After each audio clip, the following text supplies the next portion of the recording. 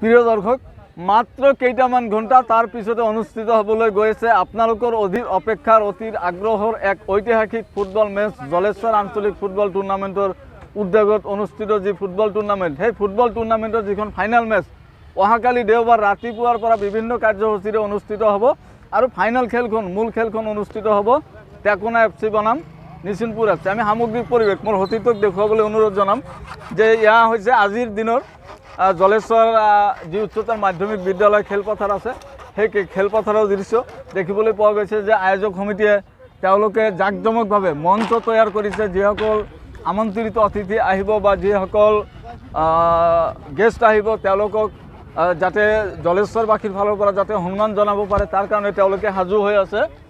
গতিকে কাইলৈ আপোনালোকে উপভোগ কৰিব পাৰিব যি ঐতিহাসিক যি ফুটবল মেচ সেই ফুটবল মেচ আপোনালোকে উপভোগ কৰিব পাৰিব এইখন খেলপথাৰতে। মোৰ সতীৰ্থই দেখুৱাই আছে যিখন খেলপথাৰ আপোনালোকে কালিৰ হয়তো লোকাৰণ্য জনসমুদ্ৰত পৰিণত হ'ব এইখন খেলপথাৰ আৰু আমাৰ সৈতে উপস্থিত আছে জলেশ্বৰ আঞ্চলিক ফুটবল টুৰ্ণামেণ্টৰ সকলো বিষয়ববী আছে। প্ৰথম অৱস্থাত আমি গৈছোঁ জলেশ্বৰ আঞ্চলিক ফুটবল টুৰ্ণামেণ্টৰ যিগৰাকী সাধাৰণ সম্পাদক আছে ৰকিমুল্লা কি ক'ব যিহেতু কালি আমাৰ এই ঐতিহাসিক ফুটবল মেচখন অনুষ্ঠিত হ'ব গতিকে কেতিয়াৰ পৰা কাৰ্যসূচী আৰম্ভ হ'ব কেতিয়াৰ পৰা আৰম্ভ হ'ব আৰু মূল খেলখন কেতিয়া আৰম্ভ হ'ব? ধন্যবাদ জ্ঞাপন কৰিছোঁ ৰফিকুল ইছলাম মোল্লা ৰফিক ভাই। পোনপ্ৰথমে আমি ক'ব লাগিব যে বহুত দীৰ্ঘদিনে এটা আশাৰ সামৰণি পৰিব কালি। প্ৰত্যেকজন দৰ্শক প্ৰত্যেকজন ফুটবল প্ৰেমী কিন্তু খুব আশাৰে বাট চাই আছে জলেশ্বৰৰ যোনটো চূড়ান্ত খেল ফাইনেল খেলটো অনুষ্ঠিত হ'ব সেই খেল উপভোগ কৰিব। আৰু আপোনালোকে জানে ছেমি ফাইনেল খেলাত কিমান দৰ্শকৰ সমাগম ঘটিছিলে, তাতকৈ 2 গুণ আমি বৃদ্ধি হ'ব বুলি ৰাইজ সমাগম ঘটিব বুলি আমি এটা আন্দাজ কৰিছোঁ। সেই হিচাপত আমি যিখিনি জাগা এৰেঞ্জমেণ্ট কৰিব লাগে, কি ধৰণৰ মানুহখিনি বহিব, কি ধৰণৰ বহাৰ নীতি নিৰ্দেশনা আমি দিম এইখিনি মানিব লাগিব। লগতে এই যে পোনপ্ৰথমে মই এটা বস্তু দেখাব লাগিব, মই আপোনাক এটা অনুৰোধ কৰিম এইখিনি বস্তু দেখাব লাগিব। এই হৈছে আমাৰ প্ৰত্যেকটা স্কুলৰ শ্ৰেণী কোঠা। ছেমি ফাইনেল খেলাত এটা শ্ৰেণী কোঠা আমাৰ ধ্বংস হৈছে। এইটো আমি সম্পূৰ্ণভাৱে কমিটি ইয়াৰ কাৰণে লাইব্ৰেৰী আমি কমিটি বনাই দিব লাগিব, কাৰণ গভৰ্ণমেণ্ট প্ৰপাৰ্টি মানে আমাৰ প্ৰপাৰ্টি। তো আমাৰ প্ৰপাৰ্টিক আমি কোনো ধৰণৰ ক্ষতিগ্ৰস্ত হ'ব নিদিওঁ। সেইকাৰণে প্ৰত্যেকজন দৰ্শকক প্ৰত্যেকজন যুৱ বন্ধুক আমি অনুৰোধ কৰিম মই সাধাৰণ সম্পাদক হিচাপে যে এই কমিটিৰ মানুহখিনি কিন্তু চাফিচিয়েণ্ট নহয়, কমিটিৰ মানুহখিনি যথেষ্ট নহয়। এই হাজাৰ হাজাৰ মানুহক কণ্ট্ৰল কৰাৰ কাৰণে আমি অকল দায়বদ্ধতা নহয়, প্ৰত্যেকজন খেলপ্ৰেমী ৰাইজ প্ৰত্যেকজন ফুটবল ভালপোৱা মানুহ আপোনালোকে দায়িত্ব ল'ব লাগিব। জলেশ্বৰৰ এই ঐতিহাসিক ফিল্ডৰ মান মৰ্যাদা শৃংখলা বজাই ৰখাৰ দায়িত্ব আপোনালোকৰ আছে। মই খালি এটা বস্তু আপোনালোকক দেখাম, দাদা আহক মই এটা বস্তু দেখাম, তেনেহ'লে অনুভৱ কৰিব পাৰিব কি ৰাইজৰ মানে সুবিধাৰ্থে কি ৰাখিছোঁ। এতে হওক আপোনালোকে আচলতে আমি যি বহাৰ ঠাই সেই বহা হয়তো দৰ্শকসকলে ক'ৰ পৰা কেনেকৈ খেল উপভোগ কৰিব সেয়া এতিয়া ৰকিমুল্লা। এইটো হ'ল আমাৰ ফিল্ডৰ মূল সীমা, যিটো পথাৰৰ মূল সীমা। এইটো খেলুৱৈসকলে খেলিব। এই আঁচটো হৈছে ইয়াৰ ভিতৰত খেলুৱৈসকল খেলিব। ইয়াৰ পৰা কেইফুট দূৰত আমি থাকিম আৰু এইটো এটা আস্থানা আছে চাওক, এইখিনিলৈকে যাব পাৰিব মানুহ। ইয়াতে লাউচমেন ঘূৰিব, এইখিনিত বাচ্চা কোন ল'ৰাসকলে বহিব। হয় এইপিনে চাওক, ইয়াৰ পৰা ইয়াতে এটা লাষ্ট আস্থানা আছে। হয় এইখিনিত বহিব আমাৰ জ্যেষ্ঠ মুৰব্বীসকল। হয় যিখিনি মানুহ মানে থিয় হৈ থাকিব নোৱাৰে এইখিনি মানুহ ইয়াতে বহিব। মুঠতে এইটো আঁচৰ ভিতৰত যোনে আহিব তেওঁ বহিব লাগিব। হয় হয় আৰু যোনে বাহিৰত থাকিব তেওঁ থিয় হৈ থাকিলেও চলিব। তো মোৰ আশা থাকিব সমূহ জলেশ্বৰবাসী তথা এই আঞ্চলিক ফুটবলৰ নেতৃত্ব লোৱা সতীৰ্থসকলকো মই ক'ম যাৰ যাৰ দায়িত্ব আমি পালন কৰিম নিশ্চয়কৈ, কিন্তু প্ৰত্যেকজন দৰ্শক প্ৰত্যেকজন ফুটবল প্ৰেমী ৰাইজৰ গুৰু দায়িত্ব ল'ব লাগিব। আপোনালোকে যেনেধৰণৰ আমি নীতি নিৰ্দেশনা দিছোঁ যাতে আপোনালোকে মানি চলে, মোৰ ইয়ে অনুৰোধ। আৰু আপোনালোকে ঠিক 11টা বজাত আমাৰ মূল কাৰ্যসূচী আৰম্ভ হ'ব, 2টা বজাত আমি ফাইনেল যোনটো চূড়ান্ত খেল ষ্টাৰ্ট হ'ব। 11টাৰ পৰা বিভিন্ন কাৰ্যসূচীৰে আমি এই কালিৰ যোনটো তথাপি 11 বজাৰ পৰা কি কাৰ্যসূচী থাকিব? প্ৰথম থাকিব আমাৰ পোনপ্ৰথমে থাকিব আমাৰ লাঠিবাৰী খেল, আৰু দ্বিতীয়তে থাকিব আমাৰ দেশী জনগোষ্ঠীৰ যিটো নৃত্য গোষ্ঠী আহিব, নৃত্যশিল্পী গোষ্ঠী আহিব। মানে ফাইনেল খেল উপলক্ষে খেলপথাৰ উদ্বোধনী আৰু হয় হয় হয় উদ্বোধনী থাকিব। তাৰ লগে লগে যেতিয়া 2টা বজাৰ পৰা আমাৰ মূল খেল উদ্বোধনী হোৱাৰ আগে আগে আমাৰ যিহেতু অতিথিসকল আহিব, বিশিষ্ট অতিথিসকল আহিব, আমাৰ যিসকল অতিথিসকল আহিব সেইসকলৰ কিছু স্পেচ লাগিব কথা কোৱাৰ কাৰণে আমি কি উপলক্ষে খেলা আমি ৰাখিছিলোঁ, এই আঞ্চলিক ফুটবল টুৰ্ণামেণ্ট কিহৰ কাৰণে আমি পাতিছিলোঁ, কি কাৰণত অনুষ্ঠিত কৰিছিলোঁ, সেই উদ্দেশ্যৰে দুই এষাৰ ইহঁতে ভাষণ ৰাখিব।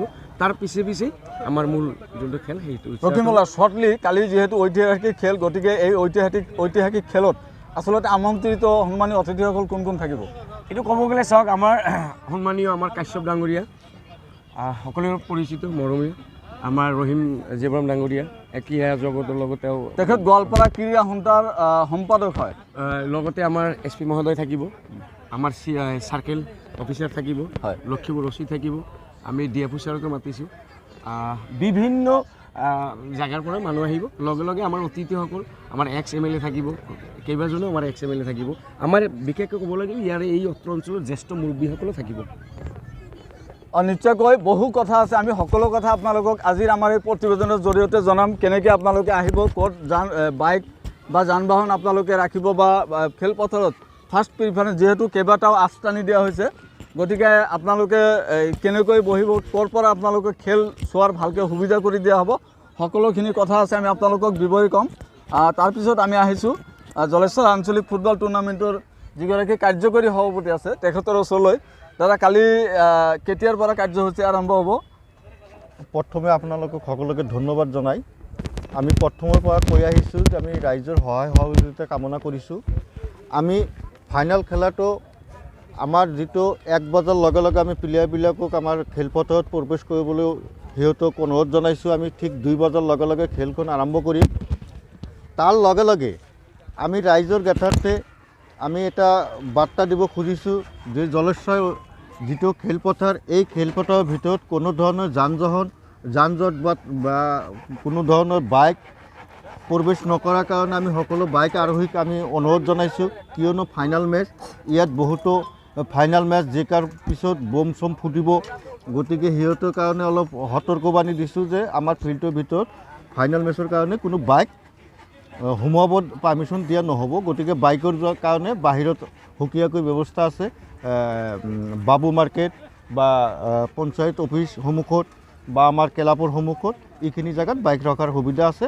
গতিকে আমি বাইক আৰক্ষীসকলক আমি অনুৰোধ জনাইছোঁ আপোনালোকে ফিল্ডৰ ভিতৰত যাতে বাইকখন সোমাই না আনে। ধন্যবাদ জনাইছোঁ। যিহেতু জামান ডাঙৰীয়া আপোনাৰ ওচৰলৈ আহিছোঁ, যিহেতু কালি ঐতিহাসিক আমাৰ ফুটবল মেচ অনুষ্ঠিত হ'বলৈ গৈ আছে, আৰু ক্ৰীড়া জগতৰ বিশেষকৈ গোৱালপাৰা জিলা ক্ৰীড়া সন্থাৰ যিগৰাকী সম্পাদক, তেখেত আসাম গভ মাৰ্কেটিঙৰ ডিৰেক্টৰ হয়, আৰু আব্দুৰ ৰহিম জিবৰান ডাঙৰীয়া তেখেত থাকিব, গোৱালপাৰাৰ বিশিষ্ট সমাজকৰ্মী, তেখেত ৰাজনৈতিক জগতত থাকিলেও আমি কিন্তু তেখেতক সমাজকৰ্মী বুলি কওঁ, ডক্টৰ প্ৰকাশ কাশ্যপ ডাঙৰীয়া। আৰু আমাৰ এই খেলখনত কিন্তু উপদেষ্টা মণ্ডলীত আছে আমাৰ লক্ষীপুৰৰ আৰক্ষী বিষয়া, জলেশ্বৰ আৰক্ষী বিষয়া আৰু আমাৰ চাৰ্কেল অফিচাৰ মহোদয় সকলো থাকিব। গতিকে আদৰণি কেনেকৈ জনাব আমন্ত্ৰিত অতিথিসকলক? তাৰমানে অলৰেডি আমি আব্দুৰ ৰহিম জিবৰান ডাঙৰীয়াৰ লগত কথা পাতিছোঁ। দাদাই কৈছে আমি আহিম। কালি আমি এতিয়াৰ পৰা যিহেতু 24 ঘণ্টামান আছে, 24 ঘণ্টাৰ পিছত সিহঁতে আহি পাব। আমাৰ কেশৱ ডাঙৰীয়া আহিব, তাৰপিছত আব্দুৰ ৰহিম জিবৰান ডাঙৰীয়া আহিব, OC ছাৰ নিজে থাকিব, আৰু বিশেষকৈ কেশৱ ডাঙৰীয়াক আমাৰ OC ছাৰে ইনভাইট কৰিছে।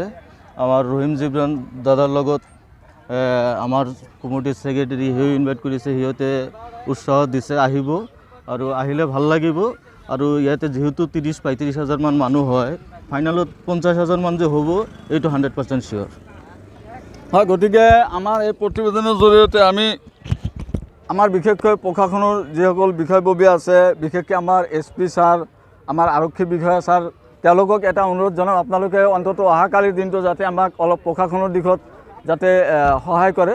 আৰু দ্বিতীয় কথাটো হৈছে ৰাইজলৈ মই পুনৰবাৰ জনাইছোঁ যে অহাকালি যিখন ফাইনেল খেল অনুষ্ঠিত হ'ব, সেইখন খেল আমাৰ যিটো আপোনালোকে পেজ সদায় আপোনালোকে ফ'ল' কৰিছে বা চাই আহিছে, গণটক্সত কিন্তু সম্পূৰ্ণ কাৰ্যসূচীৰ লগতে ফাইনেল মেচ কিন্তু লাইভ হ'ব। গতিকে আপোনালোকে গণটক্সৰ সৈতে সক্ৰিয় থাকিব আমাৰ আপডেটসমূহ পাবলৈ।